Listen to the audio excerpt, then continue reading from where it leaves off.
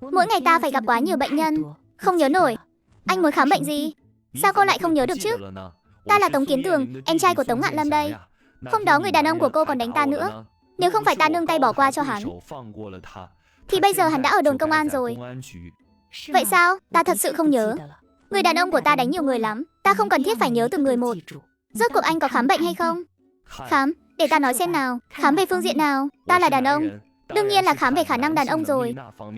Kỹ năng nam nữ của ta mạnh lắm, luôn khiến mấy người phụ nữ ngủ với ta phải khóc lóc cầu xin. Cô nói xem chuyện này phải làm sao đây? Đưa tay ra, ta bắt mạch cho anh. Tống Kiến Tường hơi bất ngờ. Từ Tố Vũ không những không mắng hắn, mà còn giữ vẻ mặt thản nhiên như không có gì, khiến hắn muốn tìm cớ bắt lỗi thái độ của Từ Tố Vũ. Ép cô ấy vì để giữ việc làm mà phải đi chơi cùng mình cũng không được. Hắn cũng không nản lòng, đưa tay ra. Bác sĩ Từ thật lợi hại, chỉ chạm vào ta thế này thôi mà đã khiến ta hưng phấn rồi. Vậy thì anh bị xuất tinh sớm, là bệnh, phải trị. Mạch tượng của anh không hề có chuyện thời gian quá lâu như anh vừa nói. Ngược lại còn bị thận, tình trạng nghiêm trọng, chắc không trụ được quá 1 phút. Hơn nữa chức năng tỳ vị không hòa hợp, tình trạng cơ thể không được tốt lắm.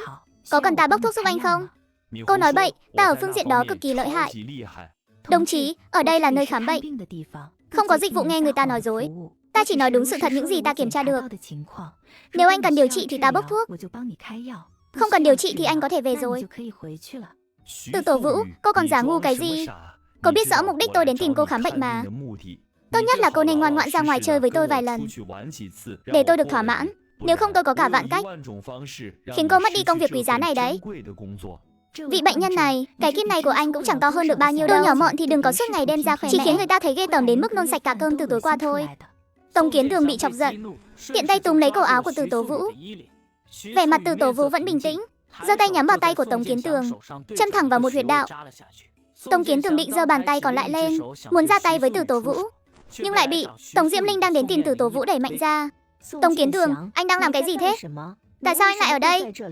Tôi thì làm được gì chứ? Tôi đến tìm cô ta để khám bệnh mà. Anh khám cái loại bệnh gì? Vị bệnh nhân này nói anh ta quá mạnh mẽ trong chuyện nam nữ, nên hỏi tôi phải làm sao. Nhưng tôi bắt mạch thì thấy thận của anh ta bị suy nhược trầm trọng. Tôi đã nói là có thể giúp anh ta bốc thuốc điều trị, nhưng anh ta lại không phục, nên tôi thấy bệnh nhân này tôi không chữa nổi rồi. Bác sĩ Tống, phiền cô giúp anh ta điều trị nhé. Anh còn biết liêm sỉ không hả? Cô dám vu khống tôi sao? Vừa rồi cô còn dùng kim châm tôi, bây giờ tôi sẽ đi tố cáo cô với bệnh viện. Loại lang băm như cô không xứng đáng làm bác sĩ. Lần trước ta đã cảnh cáo ngươi chưa? Nếu còn dám trêu ghẹo vợ ta sẽ xử lý ngươi. Ngươi không có não hay là không biết ghi nhớ hả? Mọi người xem này, chồng của nữ bác sĩ này đánh người rồi. Vừa rồi rõ ràng là anh vu khống, nói tôi dùng kim châm anh, còn chỉ tay vào tôi, đe dọa đến sự an toàn của tôi. Chồng tôi mới phải giữ tay anh lại, đẩy anh ra xa để bảo vệ tôi không bị thương. Mắt của quần chúng luôn tinh tường. Anh đừng hòng xúi giục những người lương thiện này nói dối giúp anh. Họ sẽ chỉ đứng về phía chính nghĩa thôi. Đúng thế, anh nói nữ bác sĩ chăm anh, có bằng chứng gì không? Ngược lại chính anh rõ ràng là không được, vậy mà còn nói bản thân phương diện đó rất mạnh. Đây chẳng phải là đang công khai trêu ghẹo bác sĩ sao? Chính những kẻ không được mới thích hở chút là khoe khoang bản thân lợi hại, lúc nào cũng trêu chữ được bên cửa miệng. Các người thấy chưa? Đây chính là vết kim châm do cô ta đâm tôi để lại. Vậy sao? Ai thấy là ta đâm chứ? Chỉ với một lời nói từ phía anh không thể làm bằng chứng cho việc anh vu khống hãm hại ta đâu. Không tin thì bây giờ anh cứ báo án đi. Ta cũng muốn xem khi công an đến, liệu có vì một câu nói của anh mà phán định là ta có lỗi hay không. Tống Ngạn Lâm nhìn Tống Kiến Tường đang nhìn chằm chằm Từ Tố Vũ với ánh mắt vừa giận vừa hận, liền vội vàng kéo Tống Kiến Tường đi ra ngoài. Bác sĩ Từ, xin lỗi cô, tôi đưa cái thứ bẩn thỉu này về ngay đây. Chị à, lát nữa chị hỏi thăm đồng nghiệp của một chút thông tin về tên cặn bã đó đi. Cái gì chứ? Ánh mắt hắn nhìn chị trước khi đi, rõ ràng là không phục. Ta sợ hắn quay lại còn đến quấy rầy chị, nên trước khi ta đi lính, ta phải dạy dỗ hắn một trận. Đừng đợi đến trước khi đi lính, hôm nay ra tay luôn đi. Chiều hôm đó, khi Tống Diễm Linh đến tìm Từ Tố Vũ để xin lỗi, đã kể chuyện Tống Kiến Tường thích phụ nữ đã có chồng. Sở thích của em trai cô cũng thật kỳ lạ. Theo lý mà nói, chuyện thích phụ nữ có chồng, người trong cuộc đều cảm thấy nhục nhã, sẽ giấu rất kỹ. Sao anh ta lại mặt dày kể với các người được chứ? Không phải hắn tự nói đâu. Năm hắn 18 tuổi, nhân lúc người nhà không có ở đó, hắn dẫn một người phụ nữ có chồng về nhà làm bậy, bị chị cả của tôi nhìn thấy. Sau đó có một lần ở trong ngõ nhỏ, làm bậy với một người phụ nữ khác, bị chị ba của tôi nhìn thấy. Còn tôi thì thời gian trước sang nhà hàng xóm mượn đồ, thấy hắn đang quan hệ bất chính với chị dâu nhà hàng xóm. Chuyện này cũng quá vô lý rồi. Các người quen nhau lâu không? Bình thường gặp anh hàng xóm đó cô thấy ngại thế nào chứ? Cô đừng nhắc đến nữa. Anh hàng xóm nhà tôi là bạn học với chị cả của tôi. Hai người họ cùng nhau lớn lên từ nhỏ. Quan hệ với nhà ta rất tốt. Từ sau khi ta phát hiện ra chuyện này, mỗi lần thấy anh ấy ta đều không dám ngẩng đầu. Nếu không phải, chị Tiền và anh ấy đã có với nhau 3 đứa con rồi. Ta đều muốn khuyên anh ấy ly hôn cho xong. Cô nói xem chuyện này đáng ghê tởm biết bao. Chị Tiền ngoại tình là sai, mà tên Tống Kiến Tường kia đúng là hạng không ra gì. Từ Tố Vũ gật đầu tỏ vẻ đồng cảm sâu sắc, an ủi cô ấy rồi chuyển chủ đề. Ngày hôm sau nhà Tống Ngạn Lâm xảy ra chuyện. Anh ấy xin nghỉ không đi làm được. Hôm sau nữa đến ca trực đêm, Từ Tố Vũ bước vào phòng bác sĩ. liền thấy Tống Ngạn Lâm đã đến rồi. Anh ấy mặc áo blue trắng, mặt đầy vẻ u sầu ngồi ở vị trí của mình. Bác sĩ Tống, hôm qua anh không đến. Chủ nhiệm nói nhà anh có chuyện. Có nghiêm trọng không? Có cần tôi giúp gì không? Không cần đâu, chỉ là thằng em hư hỏng của tôi. Chuyện nó vụng trộm với vợ hàng xóm bị bắt của tang rồi. Chuyện nghiêm trọng đến thế sao? Chuyện này mà bị bắt là phạm tội lưu manh đấy. Chắc sẽ bị xử phạt rất nặng nhỉ? Không phải bị quần chúng bắt được, mà là bị anh hàng xóm bắt của tang. Chiều hôm qua anh hàng xóm nhận được một công việc. Vốn dĩ tối đó phải đi làm cả đêm, nhưng ai ngờ gia đình người thuê anh ấy có việc đột xuất. Công việc bị hủy nên anh ấy về nhà sớm. Thế là tóm gọn hai kẻ không biết xấu hổ đó ngay trên giường.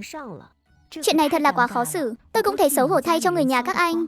Chẳng phải sao, anh ấy xách cậu Tống Kiến Tường lúc đó chỉ mặc mỗi cái quần đùi đến thẳng nhà tôi, nói là muốn đưa người lên đồn công an. Hy vọng người nhà chúng tôi có thể hiểu cho anh ấy. Tôi và mẹ tôi đều thấy ghê tởm vì Tống Kiến Tường, nhưng cũng không thể không cầu xin cho hạng người đó. Anh hàng xóm thấy mẹ tôi khóc thành ra như vậy. Tâm trạng anh ấy cũng không tốt nên đã khóc một trận. Sau khi bình tĩnh lại, anh ấy quyết định ly hôn với Tiền Tú Anh. Anh hàng xóm này đúng là người lý trí. Tôi cũng cảm thấy anh ấy nên ly hôn, nhưng Tiền Tú Anh không chịu. Chị ta biết mình mà ly hôn thì cũng không thể về nhà ngoại.